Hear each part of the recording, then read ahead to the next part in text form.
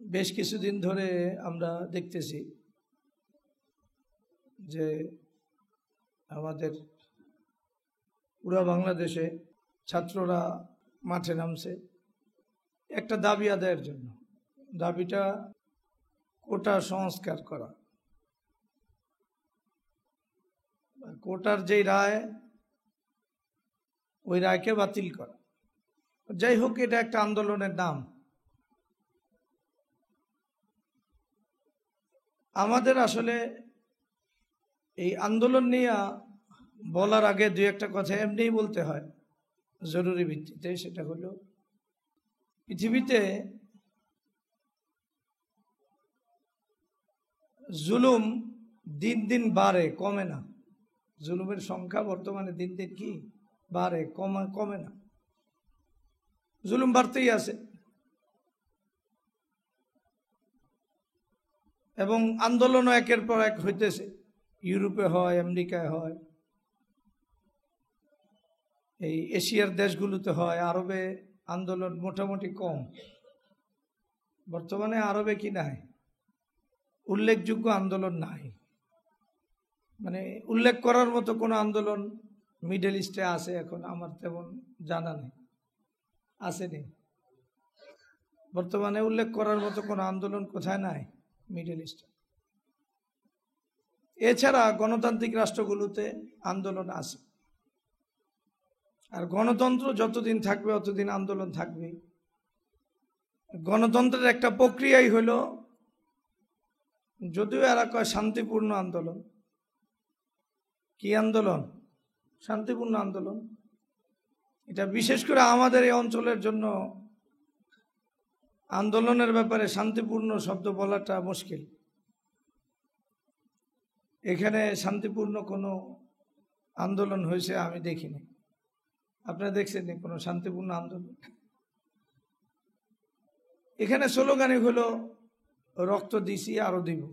তো যেখানে মানুষ নামে এই নিয়ত করে রক্ত দিব, তো সেখানে শান্তি হয় কি করে?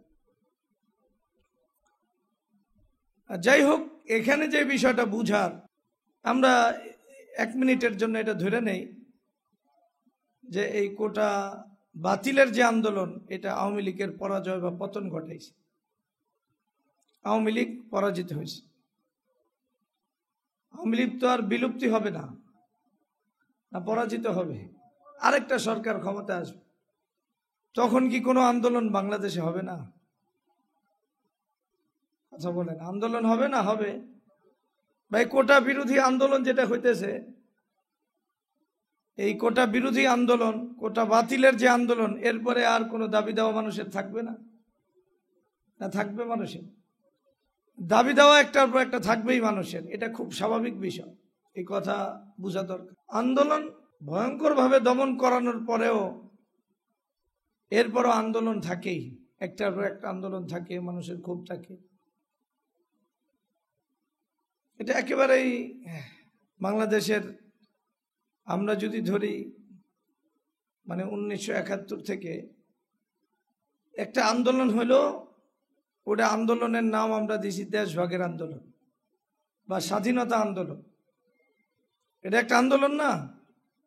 স্বাধীনতা আন্দোলনের একটা নেক্সুরতে একটা সুন্দর ব্যাখ্যা আছে। কি বললাম? নেক্সুরতে একটা ব্যাখ্যা আছে। নেক্সুরতে মানে এটাকে মানে একটা যৌক্তিক আন্দোলন বলার একটা নেক্সুরত আছে, যাতে মানুষ এটাকে আন্তরিকভাবে গ্রহণ করে। সেটা হলো জুলুমের বিরুদ্ধে আন্দোলন। কিসের বিরুদ্ধে আন্দোলন? জুলুম যে কোনো জাতির কাছেই অপরাধ। জালেমকে কেউ আসলে পছন্দ করে। মাজলুম হওয়ার জন্য মুসলিম হওয়া শর্ত না। মুসলিম হওয়া ছাড়াও মানুষ কি হতে পারে? মাজলুম হতে পারে। আবার জালেম হওয়ার জন্য কাফের হওয়া শর্ত না, যে কেউ জালেম হতে পারে। আমরা যত জালেমের নাম পড়ি, ফেরাউনরে জালেম কম বলি, এর চেয়ে বেশি হাজ্জাজ ইবনে ইউসুফরে জালেম নাম। জালেম হিসাবে কার নাম আগে বলি? তাহলে জালেম হওয়ার জন্য মুসলিম হওয়া শর্ত না, আবার মাজলুম হওয়ার জন্য কি হওয়া শর্ত না? মুসলিম হওয়া শর্ত না। জুলুমের শিকার যে কেউ হইতে পারে। এই কথা মোটা দাগে এগুলো না বুঝলে পেরেশানি হবে। তাহলে জালেম যে কেউ হইতে পারে, কাফের হওয়া শর্ত না। মাজলুম যে কেউ হইতে পারে, মুসলিম হওয়া শর্ত। হইতে পারে, এটা স্বাভাবিক না? কথা বুঝে আসে না? যাই হোক, তাহলে হানাদার বাহিনী, পাক হানাদার বাহিনীর বিরুদ্ধে বাঙালি জাতি তাদের জুলুমের বিরুদ্ধে আন্দোলনে মাঠে নামছে। এটাই তো আমাদের কাছে ইতিহাসের একটা রূপ। কথা বলেন, ইতিহাসের এটা একটা রূপ যে জালেমদের বিরুদ্ধে নামছে। আমাদের কোনো অধিকার ছিল না, সব অধিকার হানাদার বাহিনীরা হরণ করছে। ঠিক আছে, এরপরে হানাদার বাহিনীদেরকে আমরা খতম করছি। খতম করার পরে আরো 50 বছর তো গেছে গা। এখন বিরোধী দল যারা, এদেরকে জিজ্ঞাসা করা হোক, আপনারা কি আপনাদের অধিকার ফিরে পাইছেন কিনা?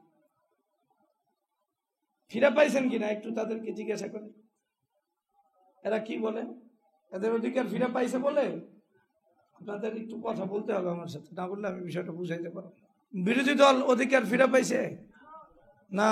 স্বাধীনতার 50 বছর পার হওয়ার পরেও তারা এখনো তাদের অধিকার ফিরে পায় নাই, এখনো তারা স্বাধীনতা ফিরে পায় নাই, স্লোগান নাই। তাহলে আসলে হানাদার বাহিনীরে আমরা খতম করছি, তার মানে তো আমগো ইনসাফে পূর্ণ হওয়ার কথা আমাদের দেশ। এরপরে 50 বছর পরেও এখন তো আর পাকিস্তানিরা নাই। দিন দিন জুলুমের মাত্রা বাড়ছে, কমে নেই। আগে না হয় আমরা যদি জাতীয়তাবাদের চেতনা থেকে বলি, আগে হানাদার বাহিনী ওরা এক জাতি আর আমরা বাঙালি আরেক জাতি। এই যে একটা কল্পনা আছে না, পৃথিবীর বর্তমান বাস্তবতায় শরীয়ত যে সমস্ত জাতীয়তা সমর্থন করে না, এটার একটা এই জাতীয়তা, এটা একটা বাঙালি জাতি। আর পাকিস্তানি আরেক জাতি, আরবরা আরেক জাতি, ইউরোপিয়ানরা আরেক জাতি। জাতপাত এটা তো জাহিলিয়াতের প্রথা। কিসের প্রথা? মুসলমানদের আর ইমানদারদের প্রথা তো হলো তাদের জাতীয়তা, যে নিজেকে মুসলমান মনে করে, একমাত্র ইসলাম আর মুসলিম হওয়া। ইসলাম আর কি হওয়া? মুসলিম হওয়া। যাই হোক, এগুলো আপনারা ভালো জানেন, আমি শুধু অতটুকু কথা বলতেছিলাম। তাহলে আরেকটা ভিন জাতি, হানাদার বাহিনীরা একটা ভিন জাতি, আর বাঙালিরা একটা মানে নিজস্ব জাতি আর কি, নিজের জাতি। তো আসলে একটা হলো যুদ্ধকালীন সময়, আরেকটা হলো যুদ্ধকালীন সময়ের বাইরের অংশ, দুটা এক না। যুদ্ধকালীন সময়ে হানাহানি এটা তো স্বাভাবিক বিষয়, কিন্তু যুদ্ধকালীন সময়ের বাইরে পাকিস্তানিরা 1947 থেকে 71 পর্যন্ত বাংলাদেশ শাসন করছে। এমন না ঘটনা? কত বছর একটু হিসাব করেন তো, অধিকটা 3 বছর, হ্যাঁ 24 বছর। এই 24 বছরে পাকিস্তানিদের হাতে যুদ্ধকালীন সময় ছাড়া কতজন এই বাঙালি শহীদ হয়েছে? শহীদ কলম হলো আমাদের আধুনিক পরিভাষা, এগুলো ভাষাগুলো আমার ব্যবহার করতে। এটার জন্য আপনারা আমার ব্যাপারে কুফুরের ফতোয়া দিয়েন না। কি ফতোয়া দিয়েন না? আল্লাহর রাস্তায়, মানে শহীদ ধরে নিলাম, মানে মাজলুম হইয়া কেউ মারা গেলে শহীদ, এটা তো বর্তমান পরিভাষাতে হাসি। ঠিক আমি ভুল বলতেছি? কথা কথা বর্তমান যারা মাজলুম হয়ে মারা যায় তাদেরকে কি গণ্য করা হয়? আমরা তো বর্তমান ভাষায় কথা বলতেছি। এরা শহীদ না গায়রে শহীদ, ওই মাসলার চেয়ে বর্তমান যে ভাষাটা চলমান ওটা প্রয়োগ করা ভালো বেশি। তাহলে আমি ওটা বলে দিব কোনটা বর্তমান ভাষা। বর্তমান ভাষায় মাজলুম হয়ে মারা গেলে শহীদ। তো ঠিক আছে, তাহলে পাক হানাদার বাহিনীর হাতে যুদ্ধকালীন সময় ছাড়া যারা মারা গেছে এরা তো মানে সৈয়দুস শুহাদা। কথা বলে না, নিজ জাতির হাতে মারা যাওয়ার চেয়ে যখন বিজাতি, ভিন জাতি, এই জাতীয় শব্দ এদের হাতে মারা যাওয়াটা, এটার শাহাদাতের মর্যাদা বাড়াইব না কমাইব? বাড়াইব। 24 বছরে কতজন মানুষ এই ভিন জাতির হাতে আধুনিক শহীদ হয়েছে এটা একটু জানা দরকার। এই শহীদ শব্দটা আমরা উদ্ভাবন করছি। এর আগে মানে পত্রপত্রিকার ভাষা, যুদ্ধকালীন সময় ছাড়া অন্য সময়ে সাধারণত এই হানাদার বাহিনীর হাতে যারা মারা গেছে এদের জন্য ব্যাপক প্রয়োগ নাই, বড়দের জন্য প্রয়োগ আছে, যেমন মুক্তিযোদ্ধা অথবা শহীদ, বুদ্ধিজীবী, এদের জন্য। সাধারণ এমনি শহীদদের লিস্টিতে পাকিস্তানিদের হাতে, অর্থাৎ তাদের ক্ষমতাকালীন সময়ে যারা মারা গেছে এদেরকে শহীদ হিসাবে আমরা ইতিহাসে কম পাই, থাকতে পারে আপনাদের জানা থাকতে পারে, আমি জানি না। কিন্তু শহীদ হওয়ার জন্য একটু বড় ঠড় লোক হওয়া লাগে, যেমন মুক্তিযোদ্ধা হওয়া লাগে বা বুদ্ধিজীবী হওয়া লাগে, এরপরে কি হয়? শহীদ হয়। এছাড়া শহীদ হইতে পারে না। আসে, আমি বাস্তব কথা বলতেছি, যেটা আমার বুঝে ধরছে সেটা কইতেছে, আমার বুঝের ভুল হইতে পারে। তাহলে 24 বছরে সেই হানাদার বাহিনীর হাতে যুদ্ধকালীন সময় ছাড়া কতজন মারা গেছে, আর বর্তমানে সরকারের আমলে কতজন মারা গেছে, এটা একটা হিসাব দরকার। হিসাবটা বাস্তবিক কারণে দরকার। কতজন মারা গেছে আপনি 100 ভাগের 10 ভাগও পাবেন না, এটা কসম করলেও হানে চলবেন না। ইতিহাস দেখা ছাড়া চোখ বুঝা বলা যাবে। 10% আমি তো ভুল বললাম, যে বর্তমান সরকারের আমলে মানুষ যেই পরিমাণ তাদের হাতে মারা গেছে, একবারে নেককার থেকে নিয়ে সাধারণ জনগণ যেই পরিমাণে মারা গেছে, একবারে সাধারণ নিরপরাধ, আমাদের বর্তমান পরিভাষা অনুযায়ী নিরপরাধ, কোনো অপরাধ নাই, এবং সত্যিকার অর্থে বাংলাদেশের সংবিধান অনুযায়ী কোনো অপরাধ তারা করে নাই, এমন লোকের অভাব নাই যারা মারা গেছে। এমন এটি বাস্তবতা না অবাস্তবতা? কথা বাস্তবতা বুঝতে হবে আপনাকে। তাহলে আসলে আমরা হানাদার বাহিনীর যে অপরাধে, জালেম হওয়ার অপরাধে, তাদের বিরুদ্ধে আমরা বিরাট বড় অ্যাকশন নিয়ে মুক্তিযোদ্ধা হয়ে গেছি। এই হিসাবে এদের জুলুমের পরিমাণ আরো অনেক বেশি, বাস্তব কথাই অনেক বেশি জুলুমের পরিমাণ। এখানে অসহায় নিরহ মানুষ মারা গেছে। একটা জাতি শুধু দাবি করছে ভাস্কর্যের বিরুদ্ধে, এই জাতির উপর জুলুম চলে না। এটা কি হইতো? এই জাতি করছে, এরা এদের কাজ যদি করতো এই জাতি কি করতো? আর যখন আন্দোলনে টুপি দাড়ি পরে মাদ্রাসা ছাত্র নামে, এদের তো রক্ত, এটা মুবাহুদ্দাম, এদের রক্ত কি? এদেরকে মারা কোনো পেরেশানি না, কোনো মিডিয়ার টনক নড়ে না, কোনো মুসলমানের টনক নড়ে না, কারো টনকই নড়ে না। আর পুলিশও এদেরকে মারতে কোনো দ্বিধা করে না। এরা একবারে মাদ্রাসা কোনায় খালি দেখে গেছে এক জায়গায় একজন নামছে, এদিকে ফায়ার করতে এদের কোনো যায় আসে, কারণ এরা হলো মুবাহুদ্দাম। আরবিতে এদেরকে কি বলে? মুবাহুদ্দাম। এদের রক্ত হালাল, কোনো সমস্যা নেই। এদেরকে এই জাতীয়ভাবে এইভাবেই মানে মূল্যায়ন করা হয়। আমি এর চেয়ে বেশি কি কইতে পারব? এরা মুবাহুদ্দাম, এদের পক্ষে কেউ নাই, কোনো মিডিয়া, কোনো ব্যক্তি, কোনো প্রতিষ্ঠান যাদের শক্তি সামর্থ্য আছে, এমন কেউ বলার কেউ। এদের লাশ আনার জন্য লোক পাওয়া যায় না থানা থেকে, কথা বলে না। নিজের অসহায়ত্বের কথা বলা তো অন্যায় না? কথা, এটা তো অন্যায় না? তাহলে এই জাতিকে আসলে রাষ্ট্র ক্ষমতা দখল করতে পারে কখন?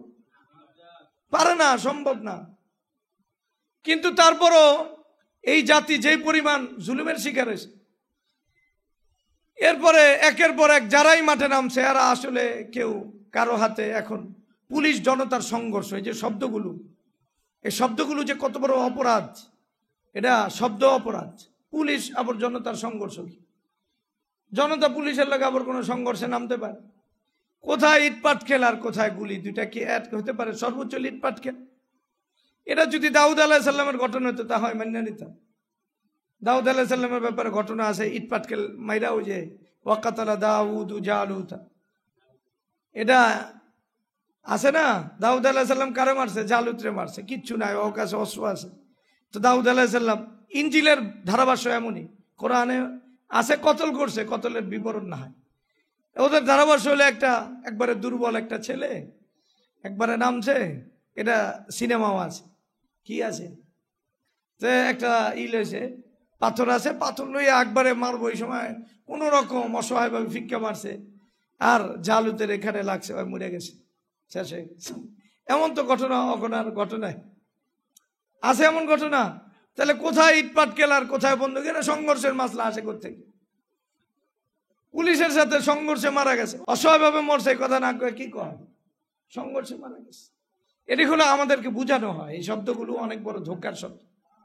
তা ঠিক আছে, এমন কোন চিত্র পাকিস্তান আমলে দেখানো যাবে কিনা কথা বলতে হবে, কথা বলতে।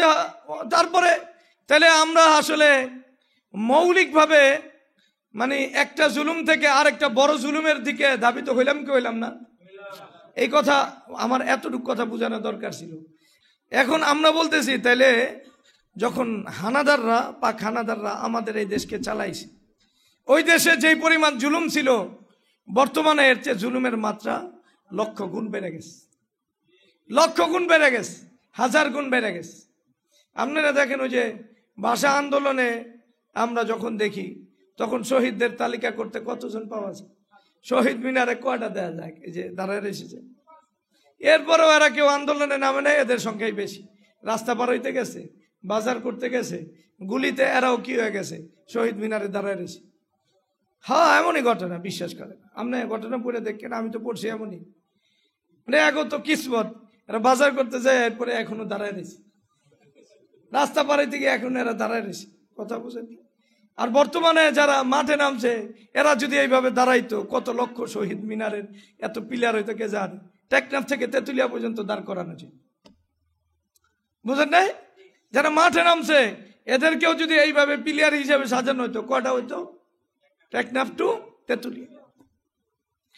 তার মানে আমরা যদি লাভের পরিমাণ, লাভ লসের পরিমাণ হিসাব করি, আমরা যদি ধরে নেই একটা নির্যাতিত জাতি তাদের নির্যাতন থেকে মুক্তি পাওয়ার জন্য একটা আন্দোলন করছে, ধরে নেই, তাহলে এই জাতির কিসমতে বর্তমানে আগে জড়তো ইটা, এখন জোটে হলো বোমা, এখন জোটে হলো মানে গুলি বারুদ, একবারে ঘর বাহির থেকে নির্যাতনের একটা ভয়ঙ্কর ভয়াবহ অবস্থা।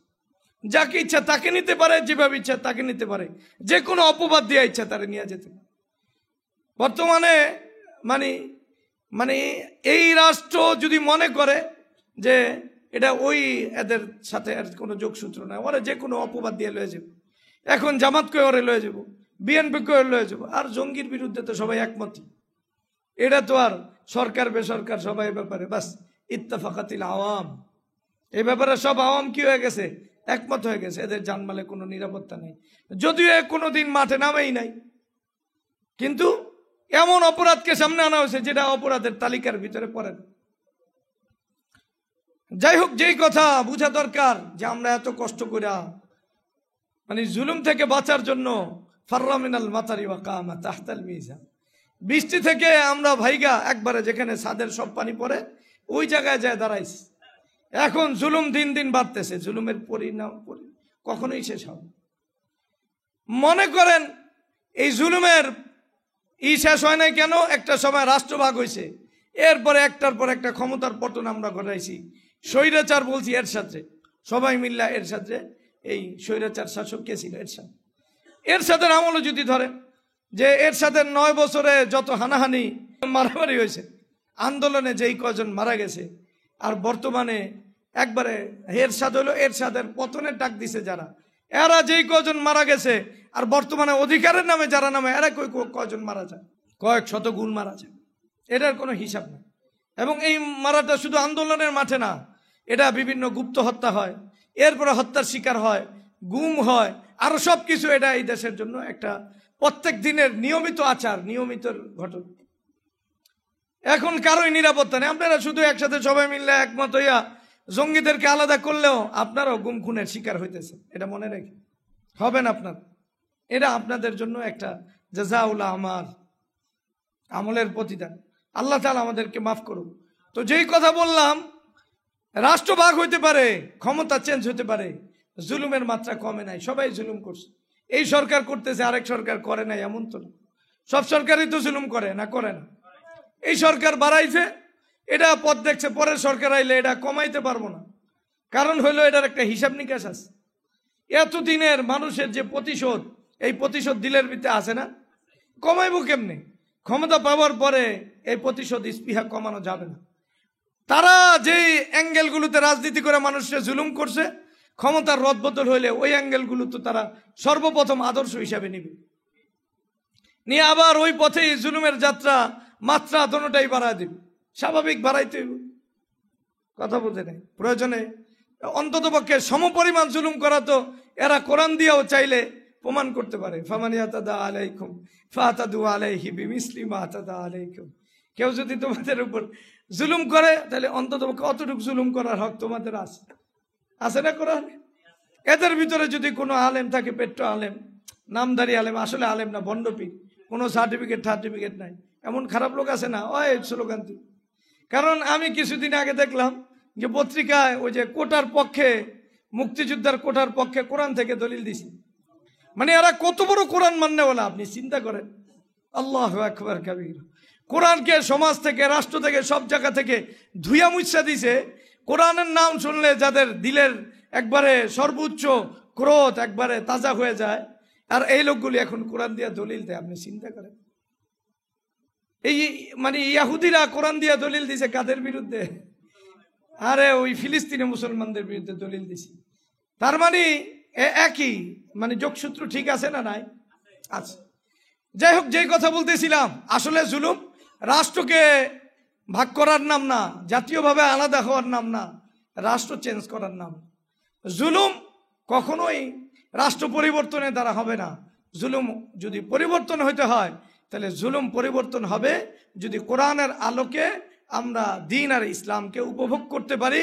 কোরআন যদি আমাদের সংবিধান হয়, মদিনাতুর রাসূলের যেই আদলে যদি রাষ্ট্র প্রতিষ্ঠিত হয় আলাইহিস সালাতু ওয়াস সালাম, তাহলে আমরা যদি জুলুম খতম করতে চাই তাহলে পাক হানাদার বাহিনীরে দৌড়ায় না, আওয়ামী লীগের রাষ্ট্র থেকে খতম করে না। কারণ এটা আমাদের জুলুমের মাত্রা কমাবে না, জুলুমের মাত্রা বাড়াবে। আমার কথা বুঝতে কোনো সমস্যা? ইন্না আনজালনা ইলাইকাল কিতাবা বিল হক, একবারে সত্য সম্বলিত, সত্য সহজেই তর্জমাই করে, সত্য নিয়ে এখন আমি এই কোরআনকে নাজিল করছি লিতাহকুমা বাইনান নাস, আপনি মানুষের মাঝে কোরআন অনুযায়ী ফয়সালা করবেন। বিমা আরাকাল্লাহ, কোরআনের যে বুঝ আপনাকে আমি দিছি ওই বুঝ অনুযায়ী মানুষের মাঝে ফয়সালা করবেন। যারা কোরআনকে মানে না, এদের না, এদের পক্ষে আপনি অবলম্বন করবেন। তাহলে একমাত্র আমাদের সকল জুলুমকে, আমাদের সকল অধিকারকে, আমাদের জান মাল ইজ্জত আবরু সব কিছু হেফাজত যদি আমরা করতে চাই, তাহলে এর জন্য আমাদের জন্য যেটা অপেক্ষা করতেছে সেটা হলো কোরআন অনুযায়ী যদি আমাদের জীবনের সিদ্ধান্তগুলো আমরা আনতে পারি। আমার কথা মনে বুঝাইতে পারি? পৃথিবীর কেউ এই কথা বলতে পারবে না জুলুম কোরআন ছাড়া কেউ জুলুমকে শেষ করতে পারে না, বরং জুলুমের মাত্রাকে আরো দিন দিন বাড়াইছে। তাহলে যদি কোরআন অনুযায়ী জাতির ভিতরে ফয়সালা করা যায়, জাতি যদি কোরআনকে সামনে নিয়ে চলে, জাতীয়ভাবে যেইভাবে একটা কোটার জন্য আন্দোলন হয়েছে, এই আন্দোলনটা যদি কোরআনকে সংবিধান বানানোর জন্য হয়, কিসের জন্য? আল্লাহর দিন প্রতিষ্ঠিত করার জন্য হয়। বিশ্বাস করেন এই জাতির দুনিয়াও সফর, আখিরাতেও সফর। কুল হাল তারাব্বাসুনা বিনা ইল্লা ইহদাল হুসনায়াইন, তোমরা আমাদের দুইটার যে কোনো একটার অপেক্ষা করতে পারো, হয় শহীদ, না হয় আমরা কোরআনী শাসন চালু করব পৃথিবী। তো যাই হোক, যে কথা বলতেছিলাম, কোরআনের শাসনের বাইরে আপনি যতই মনে করেন জুলুম শেষ হবে, যে জাতি এক সময় মাজলুম ছিল ক্ষমতা পাওয়ার পরে ওই জাতি আবার জালেম হয়, ক্ষমতা পাওয়ার পরে আবার তাকে জালেম হতে বাধ্য। এটা খুব স্বাভাবিক বিষয়।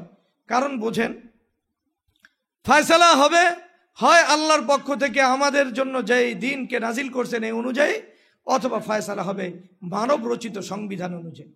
যদি এই কথা আপনি ধরেন, তাহলে মানুষ যেটা রচনা করে এটার ভিতরে মানুষের স্বার্থ লুকায়িত থাকে। কি থাকে? স্বার্থ লুকায়িত থাকে। কারণ মানুষ তার স্বার্থের অনুযায়ী একটার পর এক আইন বানাইতে থাকে। আর যখন মানুষের স্বার্থের বিষয়টা হিসাব করা হয়, তখন হিসাব করা হয় তার পক্ষের লোককে, তার দলের লোককে হিসাব করা হইব কিনা, তার আত্মীয়কে, কে তার পক্ষে কথা বলবে, সে যদি অপরাধও করে তার পক্ষে কথা বলবে কে। এটা এক ঘটনা। মনে করেন বিএনপি যদি ক্ষমতায় আসে, তাহলে 1 নম্বর সুবিধাভোগী আওয়ামী লীগ, না 1 নম্বর সুবিধাভোগী বিএনপির লোক? কথা বলেন, কে? বিএনপির লোক হবে এবং তাদের পক্ষের লোক হবে, তাদের আত্মীয় স্বজন হবে, তাদের স্বার্থের পক্ষে যারা কথা বলে তারা হবে, তাদের স্বার্থের বিপক্ষে যারা কথা বলে তারা কখনোই হবে না। তাহলে আরেকটা জাতি মাজলুম হলো কি হলো না? আবার যখন আওয়ামী লীগ আসবে ক্ষমতায়, তখন সে তার পক্ষে কথা বলবে এবং সে তার সমর্থন যারে তার লাগবে তার পক্ষে কথা বলবে। সংবিধান ওই আঙ্গিকেই সাজাবে যে আঙ্গিকে সাজাইলে এরা বাচ্চা যায়, এরা ধরা খায়। পুলিশ বাহিনী এই আঙ্গিকেই সাজাবে যাতে যারা মাজলুম এরা বাঁচবো না, জালেমরা বাঁচবো। জালেমরা বাঁচে, পুলিশ বাহিনীর হাতে মাজলুমরা বেশি আসলে মানে ধরা খায় না জালেমরা বেশি ধরা খায়, এটা আপনাদের কাছে হাওলা করে দিল। কাদের নিরাপত্তা বেশি দেয়, জালেমদের না মাজলুমদের? জালেমদের নিরাপত্তা দেয়। বর্তমানে যারা জুলুম করতেছে এদের নিরাপত্তাই দিব, যারা মাজলুম এদের নিরাপত্তা পুলিশরা দিব না, দিতেও পারবো, সিস্টেমও নাই। তাহলে যারা নিরাপত্তা কর্মী, এখন এরা কোনো একটা দল এদেরকে ব্যবহার করবে কি করবে না, এবং এরা এদের দলের লোকের সদস্য আরো বেশি, তো এদের দলের লোকের পক্ষে কথা বলবে কি বলবে না বলে? তাহলে যাদের কাছে আপনি নিরাপত্তা চাইবেন, যেই রাষ্ট্রের কাছে, যেই প্রশাসনের কাছে, যে আইন আদালতের কাছে, এই সবাই হলো জালেমদের পক্ষে। তা মাজলুমদা সেখানে নিরাপত্তা পাবে কোথায়, ইনসাফ পাবে কোথায়? তারা এখানে হাওলা করে কেন? এটা কোন শিয়ালের কাছে মুরগি দেওয়ার মতো ঘটনা? এই ঘটনা আছে না নাই? তাহলে যতদিন পর্যন্ত মানব রচিত সংবিধান থাকবে আর এই পক্ষ দুইটা থাকবে, আওয়ামী লীগ এক পক্ষ, বিএনপি এক পক্ষ, যাদের কাছে কোরআন আসল না, দিন আসল না, তখন কি হবে? মাজলুমরাই আরো বেশি জুলমের শিকার হবে। প্রশাসনের কাছেও হবে, আইন আদালতেও হবে, রাষ্ট্রের কাছেও হবে। এটা নাম কাওয়াজতে হলো না, এটা সবার রাষ্ট্র। এই কথা তো গলত। বাস্তবে এই কথার কোনো রূপরেখা নাই, রূপরেখা নাই। এটা আমরা মান্য নিছি আর কি। ওই যে তুই ধরে নে যে তুই অনেক বড় লোক হয়ে গেছে, এরপর তুই ভাব যে তুই অনেক বড় লোক, তুই সারা দুনিয়া, চোখ খুলে দেওয়ার কিছুই নাই। তা লাভ হইলো কি? আমার এত কিছু বাবা এতক্ষণ পর্যন্ত চোখ বন্ধ করে যাওয়ার সামনে রুটি কলা আসিল, ওটাও আরেকজন নিয়ে খেয়ালিস।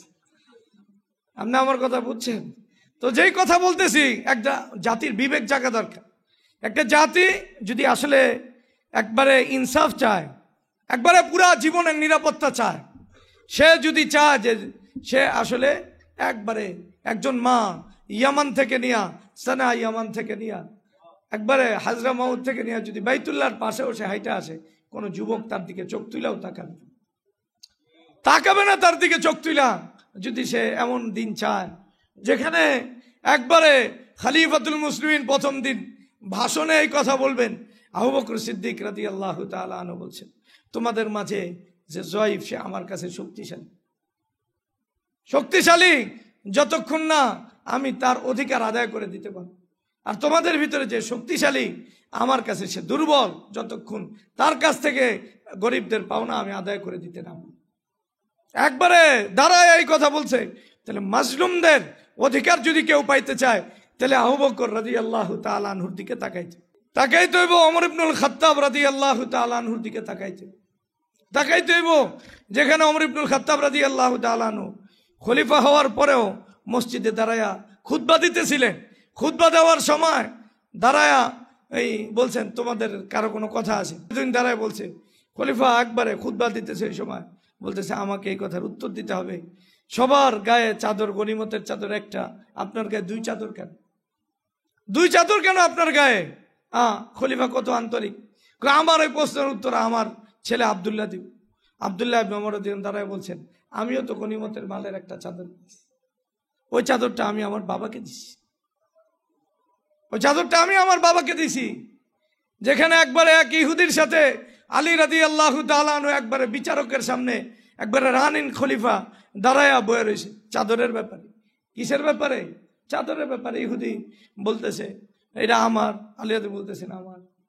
দলিল হাসান হোসেন আপনার ছেলে, এদের দলিল ধর্তব্য না। সুতরাং ইহুদি কসম করে লয়ে গেছে। এখানে আলী রাদিয়াল্লাহু তাআলা আনহুর এই যে অবস্থান, একজন খলিফা যেখানে বিচারকের সামনে একজন ইহুদির সামনে অসহায়ভাবে দাঁড়ায় রয়েছে, নিশ্চিত নিজের চাদর, নিজে সত্য কথাই বলেন সব সময়। এরপরও কাজী শরীয়তের রুলস অনুযায়ী ফয়সালা করতেছে, কারণ দিন, কোরআন, সুন্নাহ কোনো ব্যক্তির পক্ষে কথা বলে না, ইনসাফের পক্ষে কথা বলে, হকের পক্ষে কথা বলে। যদি আমরা ইনসাফ চাই তাহলে ওই কোরআনেই যাইতে হবে, আমাদের ওই সুন্নাহ আমাদের ফিরে যেতে হবে, ওই দিন আমাদের উপর প্রতিষ্ঠিত হইতে হবে। এই জাতি যদি সত্যিকার অর্থে জুলুমকে দুনিয়া থেকে খতম করতে চায়, ওই ইনসাফ চায় যেখানে খলিফা এবং কে, ওই একজন ইহুদি দাঁড়া রয়েছে একটা মাসলা, একটা মুআমালা। একবারে মুসলিম রাষ্ট্রের একজন ইহুদি আইসা সেখানে খলিফাকে কাঠগড়ায় দাঁড় করায় দিছে, খলিফার কাছ থেকে চাদর নিয়ে যেতেছে। এটা গণতন্ত্রে সম্ভব? সম্ভব? যাই হোক, যে কথা বলতেছিলাম, তাহলে এই কথা আমাদের বুঝতে হবে, একমাত্র আল্লাহ রাব্বুল ইজ্জত যিনি কারো ইনসাফের বাইরে যান না, ইনসাফের বাইরে যান না। যেখানে আল্লাহর শরীয়তের অধীনে যদি যে থাকে, ইসলামের রাষ্ট্রের অধীনে যে থাকে, ওই ইনসাফের ভিতরে তখন মুসলমানের জিম্মি বরাবর হয়ে যায়। ইনসাফের ক্ষেত্রে মুসলমানের জিম্মি কি হয়? বরাবর হয়ে যায়। তাহলে কোরআন সুন্নাহ দুনিয়া থেকে বিদায় নেওয়া, এটা ওই যুগের ইসলামী রাষ্ট্র ব্যবস্থা থাকলে জিম্মিরা যে অধিকার পাইতো, বর্তমান মুসলমানদের শীর্ষ ওলামায়ে কেরাম ওর ন্যূনতম অধিকার পায়, ন্যূনতম অধিকার পায় না। আগের দিনের জিম্মিরা যে অধিকার পায়, আপনি মনে আমার কথা বোঝেন নাই? জিম্মি বোঝেন? মুসলমানদের অধীনে থাকে এমন কাফের মুশরিক বেঈমান যারা আছে, এরাও যে অধিকার পাইতো রাষ্ট্রের কাছে, ওই অধিকার। তার মানে পৃথিবীতে যদি মানুষ হিসাবে কেউ তার অধিকার নিয়ে বাঁচতে চায়, তাহলে কোরআনের শাশ্বতবাদীর অধীনে আসলে সে সত্যিকার অর্থে তার অধিকার পাবে। এর বাইরে কোনো ইহুদি নাসারাও তার অধিকার পাবে না, কোনো হিন্দু বৌদ্ধও তার অধিকার পাবে না। অধিকার যদি পাইতে চায় তাহলে কোরআনের শাশ্বত বাণীর নিচেই তাকে আসতে হবে। এর বাইরে পৃথিবী কোনো দিনও ওই অধিকার পাবে না যে অধিকার তারা পায়। কথা বুঝি না? আব্দুল্লাহ ইবনে উবাই ইবনে সালুলের মতো এত বড় মুনাফিক। আমি একটা ঘটনা শুধু আনতে চাই, ইফকের ঘটনা। কিসের ঘটনা? ইফকের ঘটনা। আয়েশা রাদিয়াল্লাহু তাআলা আনহার নামে কিসের অপবাদ দিছে? জিনার অপবাদ দিছে। কল্পনা করা যায়? কোরআনের আলোকে পৃথিবীর এক নম্বর যদি মুহসিনা হয়, সবচেয়ে সতী সাধবী হয়, সবার আগে আয়েশার নাম আসবে। সবার আগে কার নাম আসবে? আয়েশা রাদিয়ার নাম আসছে, যার আল্লাহ তাআলা প্রশংসা করে 10 আয়াত নাযিল করছে। কয় আয়াত? 10 আয়াত। যার পুত পবিত্রতা। তাহলে আব্দুল্লাহ ইবনে উবাই ইবনে সালুল, যার নামে জিনার অপবাদটা দিছে, পৃথিবীর ইতিহাসে সবচেয়ে সতী সাধ্বী নারী। এর চেয়ে কেউ বড় হইতে পারে না, কারণ কোরআন যার পক্ষে সরব ছিল। এরপরে কি হয়েছে? যারা অপবাদ দিছে এদের সাজা, বিভিন্ন সাহাবাদের সাজা হয়েছে। যারা অবুঝ কথার তালে তাল দিয়া কথা কয়ে ফেলছে এদের। কিন্তু আমি কোনোদিনও পাই নাই আব্দুল্লাহ ইবনে উবাই ইবনে সালুলের কি হয়েছে, সাজা হয়েছে। আর সবচেয়ে বড় কি হয়েছে? সবচেয়ে বড় অপবাদ ওর দ্বারাই ছড়াইছে, কিন্তু ওর বিপক্ষে সাক্ষী উপস্থিত করতে পারে নাই কেউ।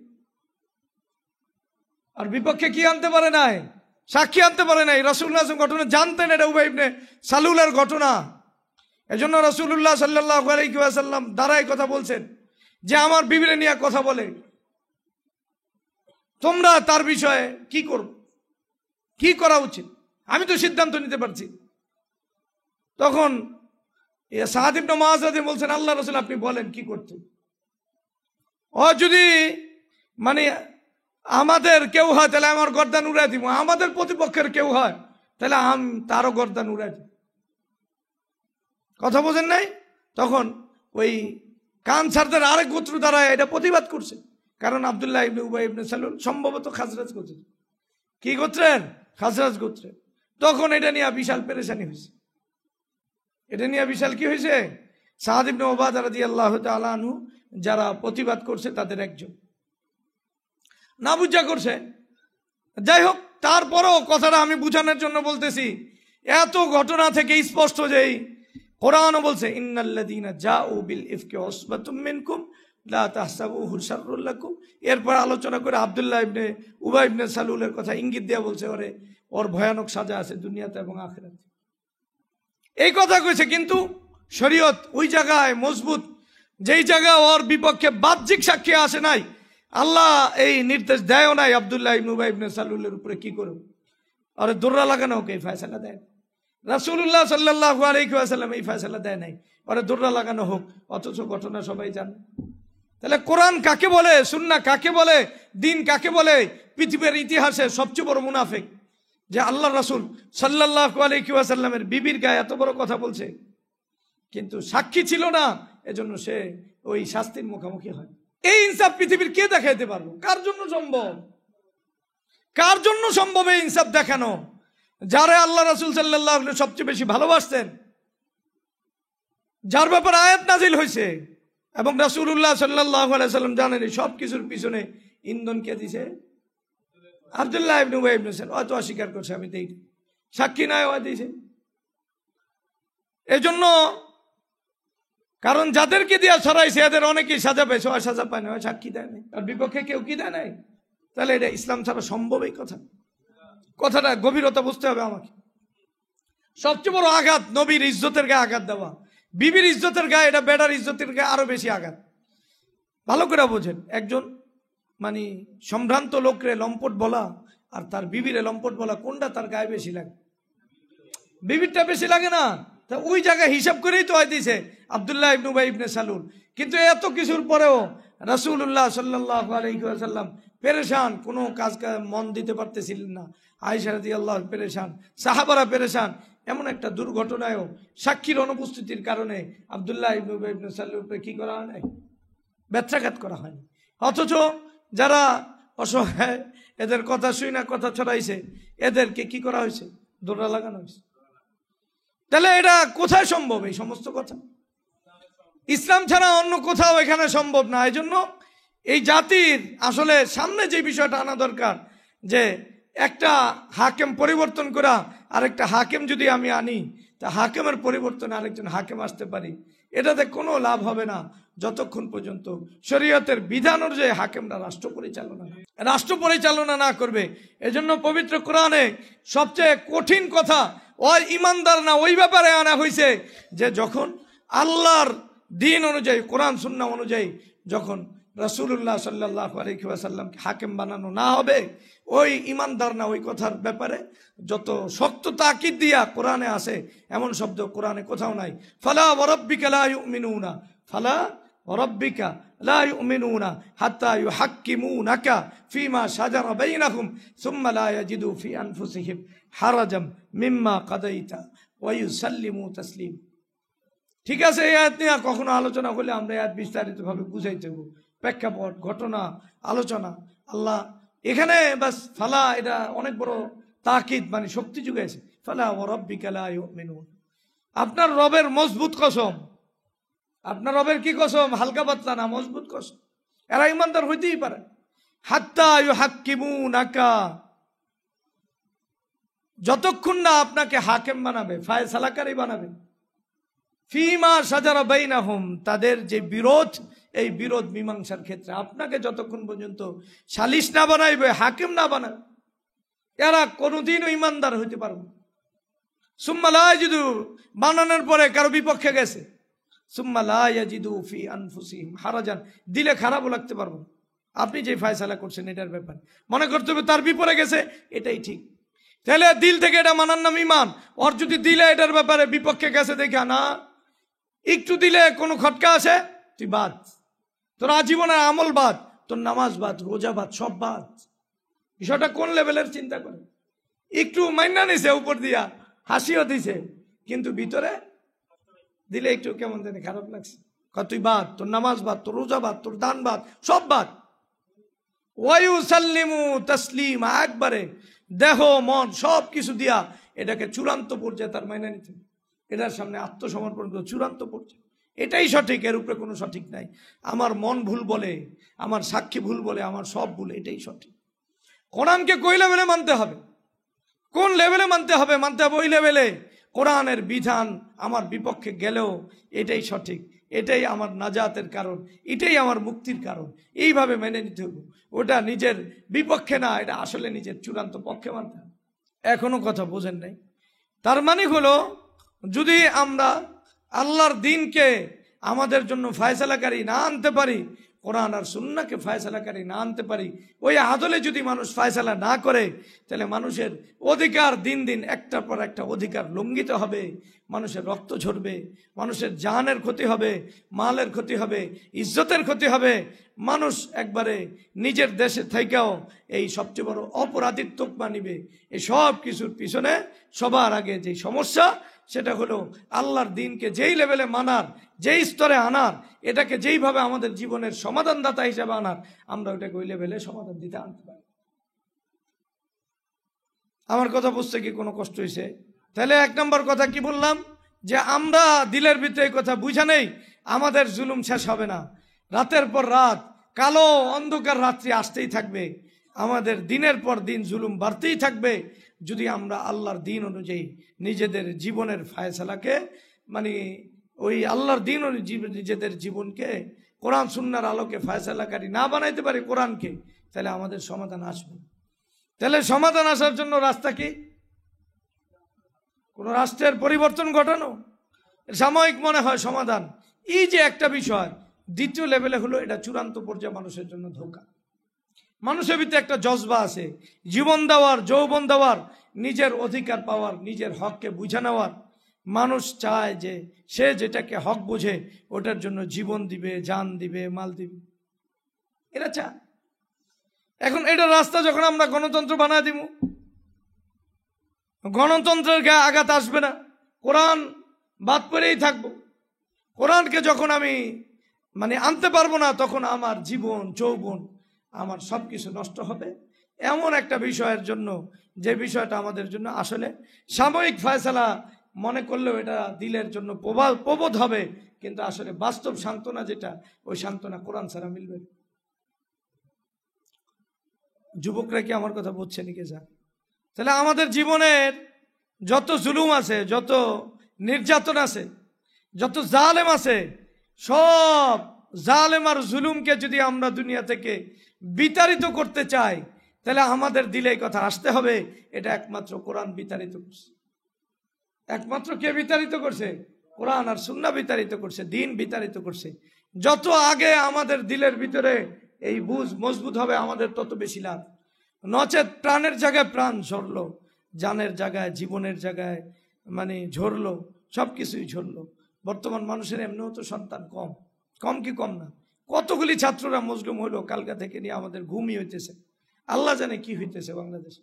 একবারে কতগুলি ছাত্রদের সাথে তো সবারই জীবন জড়িত। কতগুলি ছাত্র এই মজলুম হইল, কত অসহায়ভাবে মজলুম হইল সামান্য একটা বিষয় নিয়ে। এই জুলুমের কোনো সীমানা আছে? একবারে তারা মাঠে নামার পরে কেউ গুলি হাতে তাদের মারতেছে, কেউ ছুরি হাতে মারতেছে, যার যেমন মন চায়। একটা রাষ্ট্রের একবারে মূল পাওয়ার যেটা, মূল শক্তি যেটা পরবর্তী প্রজন্ম, এই রাষ্ট্র, এই প্রজন্মটা পরবর্তীতে এই রাষ্ট্রকে নেতৃত্ব দিবে, এই প্রজন্মের সাথে একবারে রাষ্ট্র এবং রাষ্ট্রীয় বাহিনী এবং এর বাইরে রাষ্ট্রের সমর্থিত যেই বাহিনীর যেই জুলুম চলছে, এই জুলুম কি মানুষের সহ্য করার পর্যায়ে কোনো জুলুম আছে? আসলে এটা কি কোনো সহ্য করার পর্যায়ে জুলুম? এত ভয়ঙ্কর জুলুম হওয়ার পর আমি বলতেছি, এত রক্ত গেল, এত কিছু হলো, কিন্তু সত্যিকারে কি পাবে তারা জুলুমের যেই প্রতিকার, এটা কি পাবে? আসলে পাবে? মনে করেন এই জুলুমগুলো ইসলামী রাষ্ট্র ব্যবস্থা থাকলে তো হইতোই না।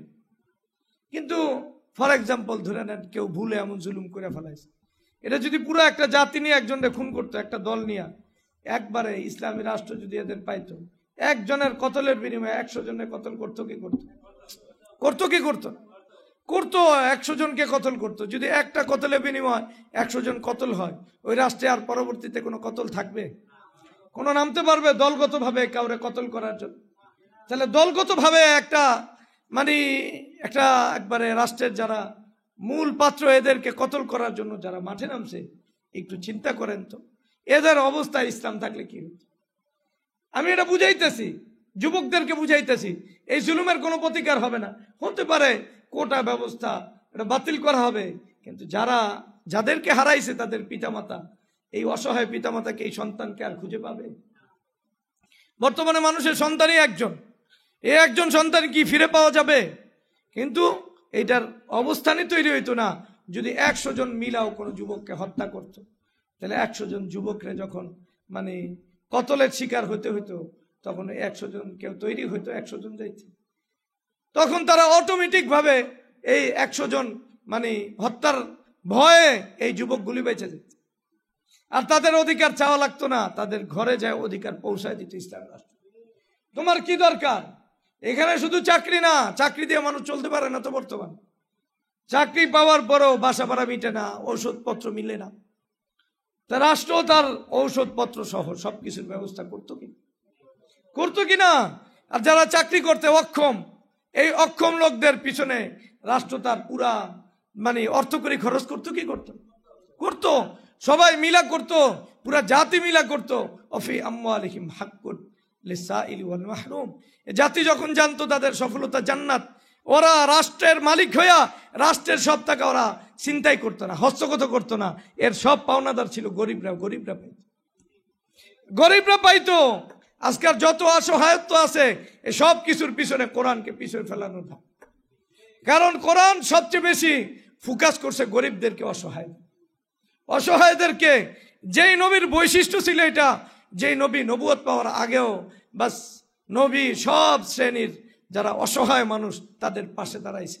তাহমিলুল কাল্লা, খাদিজা রাদিয়াল্লাহু আনহা ভাষায় কি তাহমিলুল কাল্লা, অর্থাৎ গরিব যারা অসহায় এদের বোঝা বহন করছেন, এদের দায়িত্ব নিয়েছেন।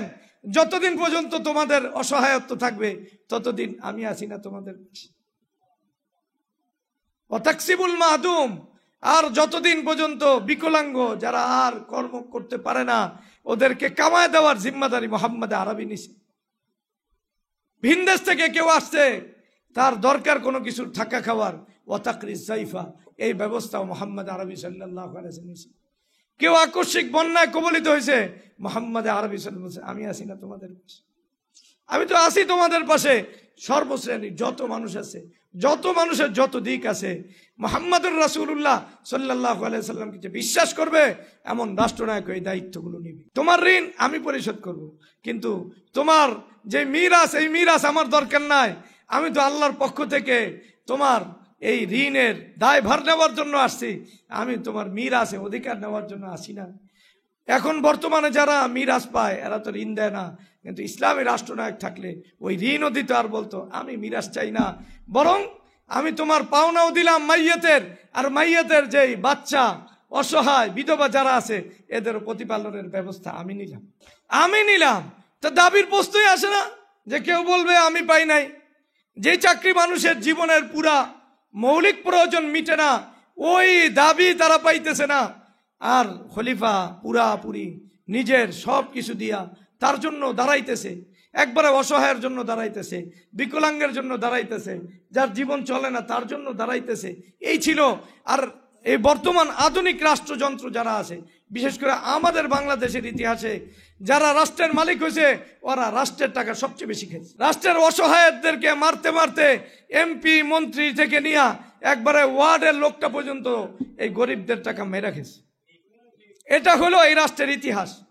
কেউ যদি বলে না তাহলে ওই পাগল, ওরে পাবনা না পাবনার নিচে দাফন করা দরকার, এটা ভিন্ন জিনিস। কিন্তু বাস্তব কথা হলো একটা জাতি যদি তার অধিকার চায়, একটা জাতি যদি তার অধিকার চায়, তাহলে ওই জাতির অধিকার, খলিফার যে অধিকার ওই রাষ্ট্রে তাকেও সেই অধিকার দিবে। অধিকারের বেলায় যদি ও খলিফাও তার অধিকারে হস্তক্ষেপ করে, খলিফাও তার একবারে কাঠগড়ায় দাঁড়াইতে। এটা শুধু খলিফারা আসে দিন না। ইমাম আবু ইউসুফ আলাইহির রাহমা আজীবন আফসোস করে গেছে। কি করছেন? খলিফা হারুনুর রশিদের বিষয়ে একজন একটা আপত্তি জানাইছে। কি জানাইছে? আপত্তি জানাইছে। তো হারুনুর রশিদকে কাঠগড়ায় আনছে, কিন্তু হারুনুর রশিদ ওই চেয়ারের ভিতরে বসাছে। কিসের ভিতরে বসাছে? চেয়ার। আর যে তার বিরুদ্ধে আনছে, বিচার আনছে, সে দাঁড়ায় ছিল। তো খেয়াল করে না আবু ইউসুফ আলাইহির রাহমা, কিন্তু আজীবন আক্ষেপ করে গেছে, আল্লাহর কাছে কি জবাব দিব? আমি তো প্রধান বিচারক, বাচ্চা হারুনুর রশিদ রে আমার তো দাঁড় করানো দরকার ছিল, ওই সাধারণ যেভাবে দাঁড়ায় রয়েছে ওইভাবে ফায়সালা শরীয়ত অনুযায়ী করছে, কিন্তু দিলে আক্ষেপ, ভুলে গেছে এই কথা, মনেও নাই।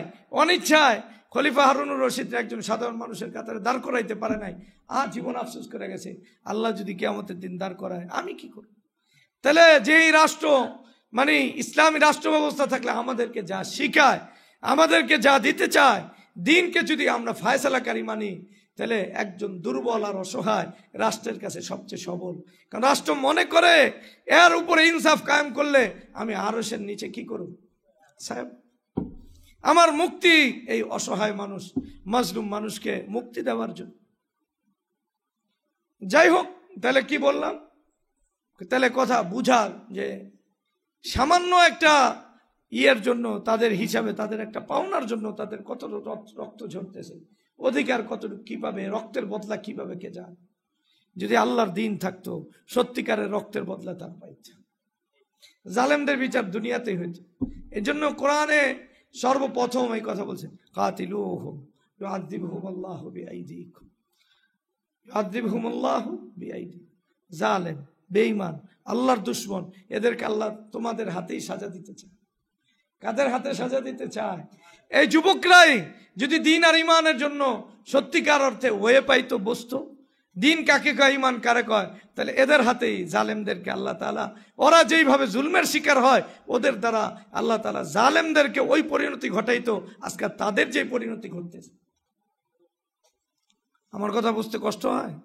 আল্লাহ আমাদেরকে দিনের সহি বুঝ দান করুন। হে আল্লাহ, তোমার দিনকে প্রতিষ্ঠিত করো। ওয়াজআলনা মিন লাদুনকা ওয়ালিয়্যা ওয়াজআলনা মিন লাদুনকা নাসীর। তোমার পক্ষ থেকে অভিভাবক নির্ধারণ করো, সাহায্যকারী নির্ধারণ করো, যে সব মাজলুম, সব অসহায়ের অধিকারকে কোরআন সুন্নাহ অনুযায়ী তাদেরকে অধিকার বুঝায় দিতে পারে, পাওনা পরিশোধ করে দিতে, জালেমদের কণ্ঠকে স্তব্ধ করতে পারে, ওদের রক্ত দ্বারা বাস হাত্তা ইউসখিনা ফিল আরদ, জমিনকে রক্তাক্ত করতে পারে, এমন এক জাতি তুমি তৈরি করে। আল্লাহ তুমি আমাদেরকে দ্বীনের সহি বুঝ দান।